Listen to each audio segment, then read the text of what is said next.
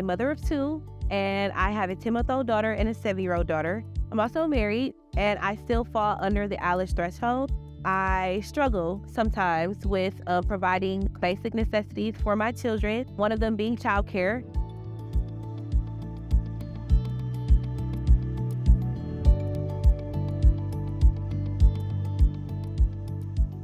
One of the things that's a challenge for ALICE families is they're not eligible for many programs. So ALICE is extra vulnerable because although they make too much to qualify for a lot of those programs, they don't make enough money to adequately meet their needs and then deal with any type of crises, whether it's a flat tire, whether it's the water heater that goes out. I first received the Earned Income Tax Credit in 2011. I was a 23-year-old single mom working full-time as a lead teacher in a Head Start classroom, making around $30,000 per year. The money I did receive was a huge relief because my take-home pay never seemed like enough. Trying to achieve financial stability can be exhausting, and it trickles down to children.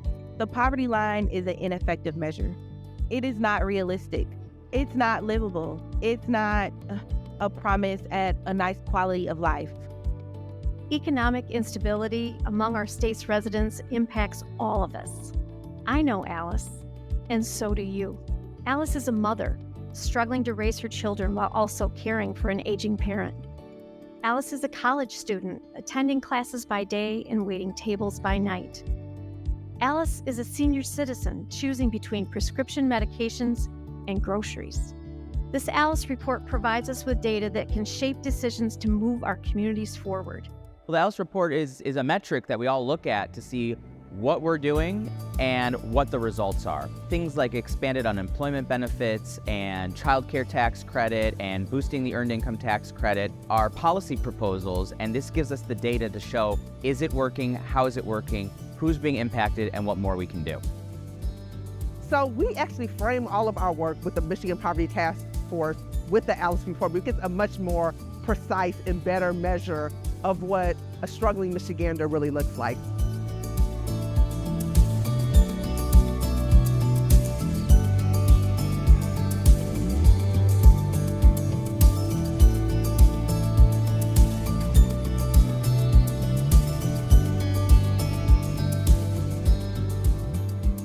We're in the state capitol right now, and folks from the United Way are always in and around this building, making sure the most vulnerable amongst us back home have a voice here in the policymaking process.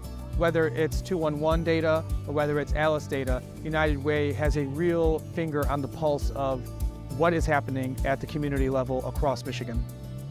So my hope for the future with regard to ALICE households is that with advocacy and with better programming, that we can start to chip away at that ALICE number and bring that back down again.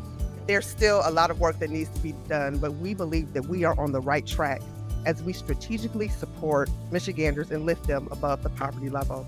The ALICE families want to do what's best and what's right for their children, and making sure that they have the stability that they need to continue to move forward on those hopes and dreams is really what we're all about in United Way and the work that we're doing with ALICE. My hope for my family is that I can give my kids a certain lifestyle that I never had, and a certain lifestyle that my husband never had. My hope for my kids is for them to go to any college they want to go to because they're not limited by their income or by their resources. And I want to say that that's my hope for all families.